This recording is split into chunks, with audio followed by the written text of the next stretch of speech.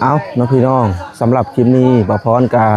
มาอยู่ที่เฮือน2แม่ลูกน้องพี่น้องเนาะก็คือมื้อนี้ก็เป็นมื้อสันวันดีเนาะมื้อสันวันดีขึ้นบ้านใหม่ของเพิ่นน้องพี่น้อง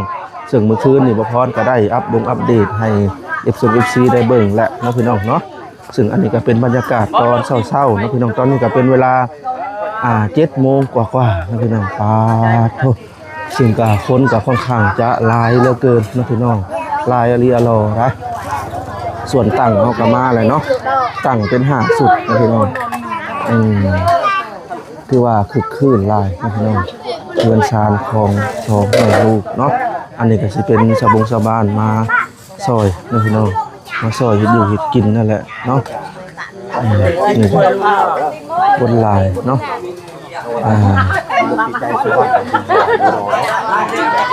ทางครอบครัวน้องพี่น้อง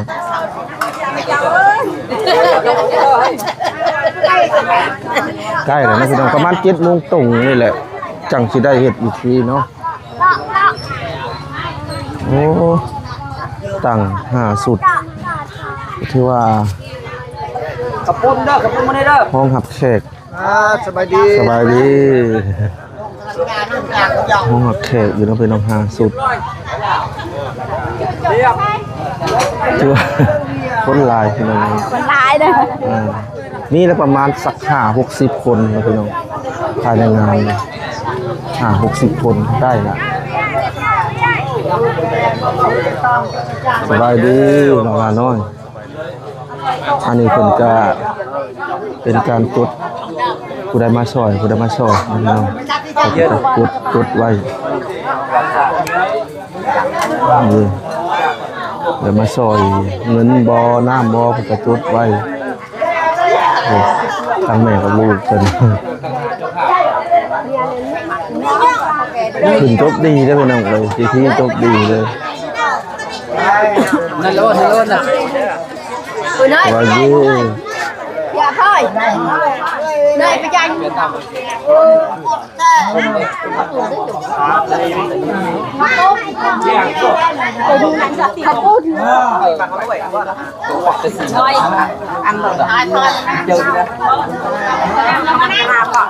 อันนี้ก็สิเป็นชาวบ้านนะพี่น้องที่มาซอย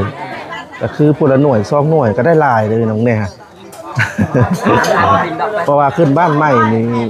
คนเขตแถวนี้เพิ่นจะบางคนก็ซอยเป็นเสื้อนอนหมอนสาดนี่นั่นดิก็ถือว่าได้หลายเด้ได้หลายเด็กอาหารก็ประมาณนี้นะพี่น้อง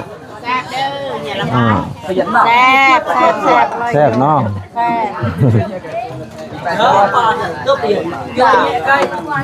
พี่น้อง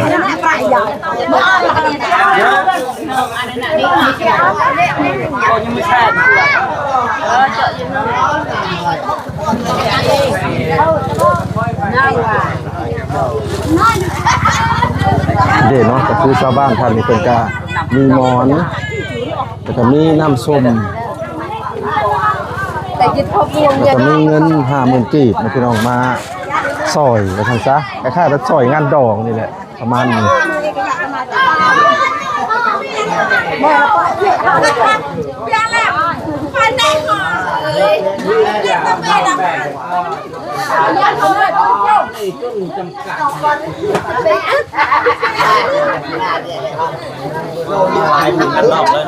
แน่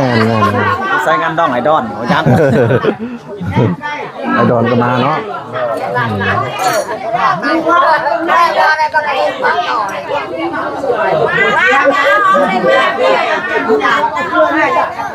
เราย่ากินมาจากคนลาย6-70เนาะรุ่นแหละพระเจ้าอันยังมาท่านมาเบิดไหนอ๋อ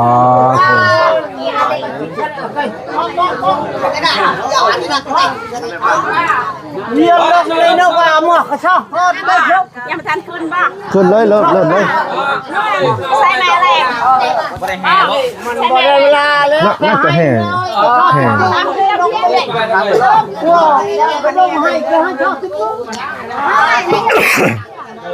เอานะพี่น้องตอนนี้ก็สิเริ่มทำพิธีเนาะทำการแห่แล้วบัดนี้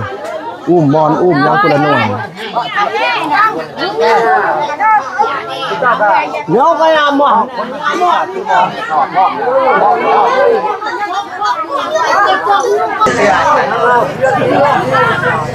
phải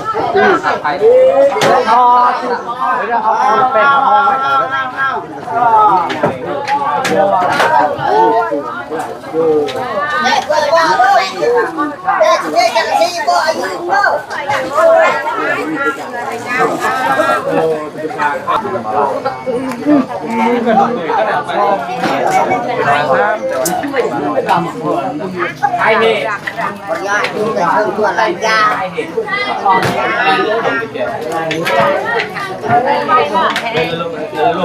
Gần đây khá cầm mình phun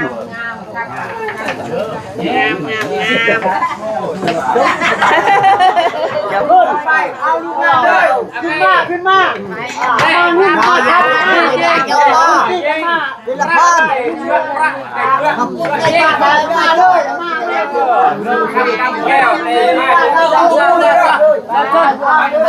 อะไรตะวันปราดที่เศร้าเด้อ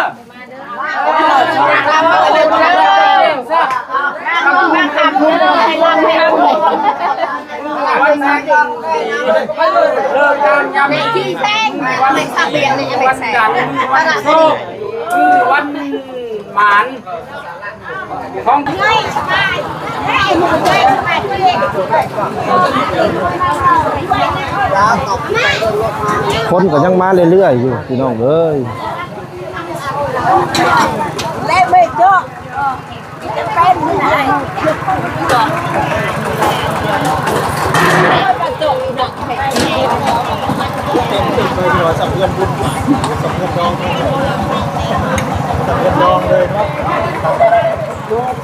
มีน้ำหวานขับปุ้นพวกลาบเป็ดลาบไก่ มาได้เฮ้ย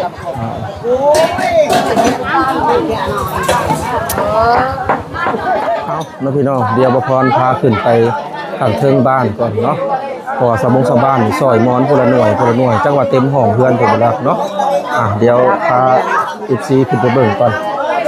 ลายแน่นอนน้องพี่น้องเพราะว่าพลหน่วยเด้ดีดงดีโดยังประมาณนี้ ไปยังก็ไปยังให้ทำเลยไม่ได้เซ็น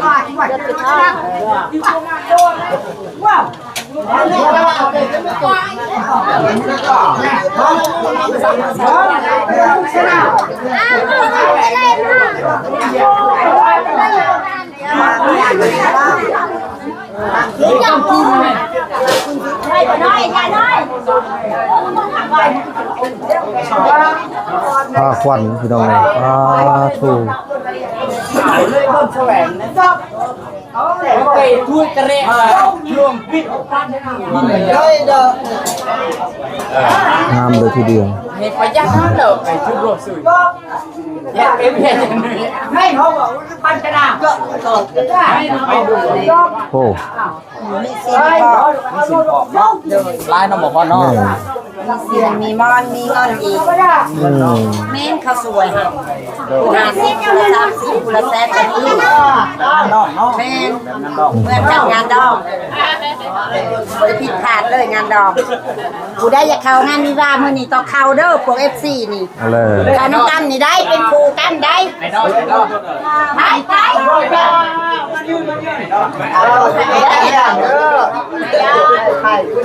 ่แม่นน่ะเดือนเดียวกันเฮ้ยไปว่าไอ้ดอก อะไรช่างเนี่ยเฮ้ย กำลังโทรนำอยู่ เขาชากันไม่ได้ว่าบอก คอยติดอ่ะโธ่แม่ว่าเพิ่นบอกหานะสงสัยถึกเหล็กลายถึกเหล็กแล้วมันถึกเหล็กเลย สงสัยเพิ่นกำลังขี่รถอยู่ ถึกเหล็กตลอดแล้วชุบลูกก็จะถึกนับหน่อยเนี่ย ต่อเจาะแล้วได้ตักไร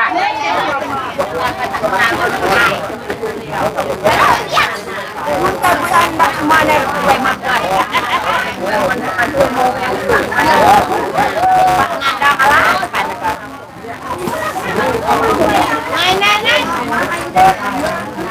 ยไม่ขยับปากถึงทางเลยปาก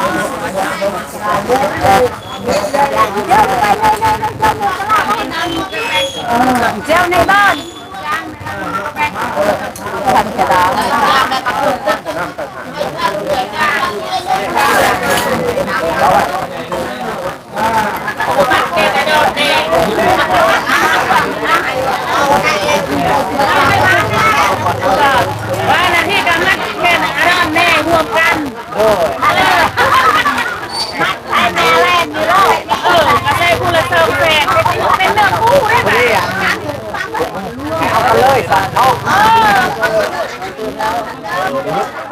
อันนี้ก็ก่อนอื่นก็ขอนับถือนับแพงเด้อ ช่วยกัน แก่เดียวโฮม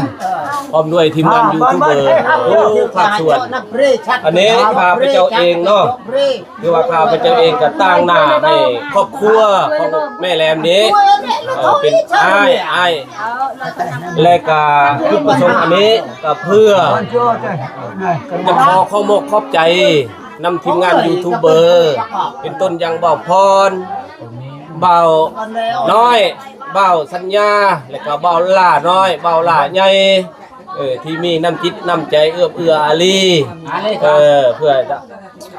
ดูชนและก็ซอยเรือครอบครัวที่ทุกข์ยากแท้จริงนะบ่ได้ตัวบ่ได้อำอันนี้อันนี้ข้าพเจ้าเองก็ถือเอาโอกาสนี้เลิกงามยามดีเพื่อจะขอมกขอบใจนำทีมงานยูทูบเบอร์และก็ขอมกขอบใจนำพ่อใหญ่ใจดีภายในประเทศและก็ต่างประเทศนำเราว่ายังมีอีกผู้ใดอยากประกอบส่วนตื่มอันนี้ก็สะทุกเพราะว่ายังบ่ทันได้สำเร็จเถื่อตามมาเบิ่งตัวจริงเนาะยังห้องน้ำบ่เรือนครัวบ่หรือว่าเป็นหัวเป็นห้าวนะนี่ก็อยากขอนำทีมงานและขอจากพ่อใหญ่ใจดีทั้งภายในต่างประเทศและภายในประเทศอยากให้ช่วยเหลือและก็ขอบอกขอบใจและขออวยชัยให้พรมายังทีมงานยูทูบเบอร์เบาพรเบาน้อยเบาสัญญาเบาหลาดน้อยเบาหลาดใหญ่และขออวยชัยให้พรแด่มายังพ่อใหญ่ใจดีผู้ที่สนับสนุนช่วยเหลือจงมีสุขภาพเข้มแข็งแข็งแรงร่ำรวยทั้งมีอยู่เย็นเป็นสุขอยู่ดีมีแห้งเฮ็ดหยังก็จับอันใดบายอันใดก็ให้เป็นเงินเป็นคำอยู่เย็นเป็นสุขปีนี้ต่อไปขอให้เข้มให้แข็งมันยืนให้สำเร็จในเวียกงานชั้นสร้างอันนี้ก็ขอเข้าใจเป็นพิเศษมันยืนลูกหลานมันยืนเอาบัดนี้ต่อไปนี่สิได้มอบให้ทั้งเฒ่าทั้งแก่เข้าสู่พิธีมอบผ้าขอกผ้าขวัญให้ลูกให้หลานเชิญอาจวดเชิญเด้อนี่ขอคำเห็นแน่เพราะว่าขอคำเห็นแน่ถ้าว่าเรือนเป็นเรือนของลูกของหลานถ้าว่าให้มอบเป็นทางการมอบวันนี้แล้วให้มอบซะยังต้องซาไม่ให้ฉันเรียกให้มอบซาไม่ได้เนี่ยมาเที่ยงมาเต็มหมดตัวลูกหลานเนาะเพื่อนนี่ให้มันคงต้องแก้แล้วภาพกันทีนี้ต่อไปคอยเข้มแข็งมาตลอดคอยทำหน้าในทุกบ้านใช่มีกระดาษเถอะให้ลูกหลานให้ความเจริญเมื่อนานจะได้ใช้เยอะลูกหลานคนพาใช่เอาให้มีรักเคยลูกชัดเอาเนี่ยชัดร่วมได้เนี่ยเท่าแก่ร่วมชัดแม่ไปเลยเย็ดหลังเนาะมันนี่ใช่นี่พอได้กดมันมีจ้าติดเบอร์เชื่อเลยเดี๋ยวพูดแค่เบอร์เลยมานี่นี่เลยนะได้ดีมากเลยให้ดีแม่ลูกหลานให้ได้ปลูกป่าอาศัยนี่แหละเท่าแล้วเห็นว่าให้ครับ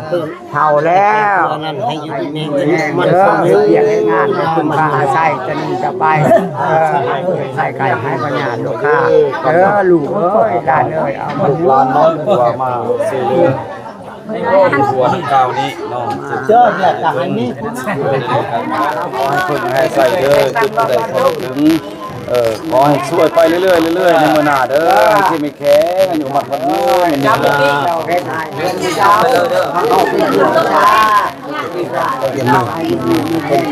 เอาซ้ำนี่ตั้งไว้อะไรเอาตกข่าวๆนี่กว่าเฮ้ยเรานิ่มสิจองมั้ยบ่เข้าห้ามได้แบบใส่เอียขึ้นได้บ่เราฮู้ฮอด3มิติยังบ่ทันขึ้นได้ขึ้นแล้วว่าหมวกมันไกลพอเลยถอกหนังไปเรื่อย ปกติเขา ดำทางไหนเด้อดำทางไหนน้ำไหล ไม่ใช่นุติติให้เราฆ่าเหยา ถ้าไม่น้ำไหลขึ้น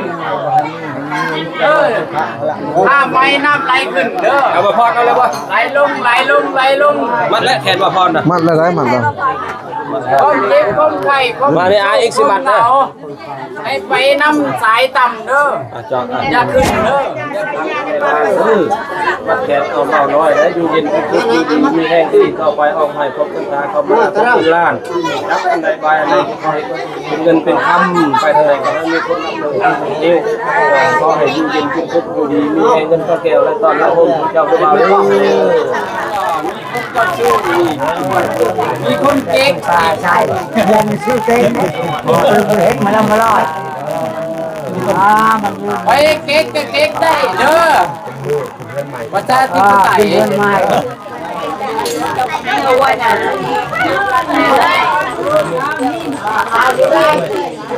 มีใด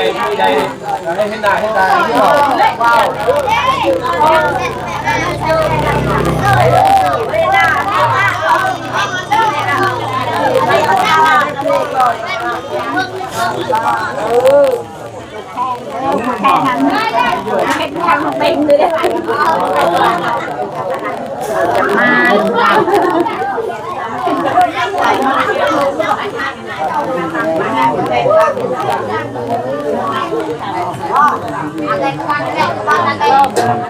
แผนที่ว่าสำเร็จเสร็จสิ้นเนาะเนาะ ให้น้องให้ลูกให้ลาผู้ที่เจ้าพระเอิ้นเด้อทั้งบ้านทั้งเมืองทั้งที่ทั้งเราเป็นมาซอยได้หลายเกิดเขาช่วยเขาเนี่ยคุยกันใหม่นี่เนาะที่ว่าให้เข้าร่างกับที่ที่ฝ่ายท่านเป็นชาวบ้านเขาบ้านมาซอยน้องอันนี้ก็คือว่าได้มอบเป็นทางการดีใจนำเด้อ เงินชาวบุญชาวบ้านซอยกันคนละ5คนละ10อะไรพี่น้องที่เขาจะมาร่วมในงานนั้นเนาะก็ได้อยู่2ล้าน1โอเคเนาะจบภารกิจละบัดนี้